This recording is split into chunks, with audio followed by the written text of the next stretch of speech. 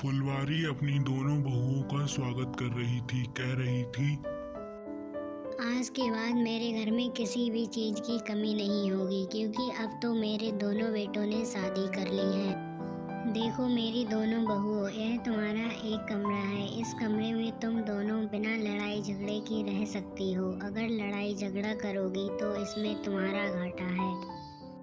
तभी दोनों बैठकर वहां बातें करने लगती हैं। अब तुम दोनों पूरे दिन बातें ही करती रहोगी या कुछ खाना पीना भी खाओगी? मैंने तुम दोनों के लिए खाना बना लिया है। चलो मैं खाना लगा देती हूँ, फिर हम तीनों बैठकर खाना खाएंगे।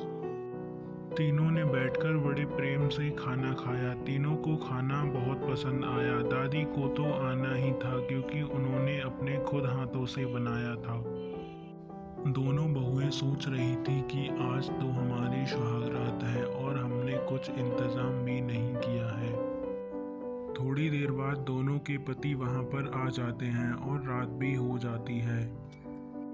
स्वीटहार्ट, क्या आज तुम्हें पता नहीं है कि आज हमारी शादी की पहली रात है? और यह कहकर चारों एक ही उसी कमरे में सो जाते हैं। खूब देर तक सोने के बाद उनकी एक बहू उठ जाती है। वह अपने पति से कहती है, देखो ना, आज हमारी सुहागरात है और तुम दोनों भाई एक ही कमरे में सो रहे हो और मेरी दीदी भी उसी कमरे में सो रही है। तो आज हम अपनी सुहागरात को कैसे मना पाएंगे? फिर भी वे दोनों अपनी सुहागरात को अच्छे से मना लेते हैं।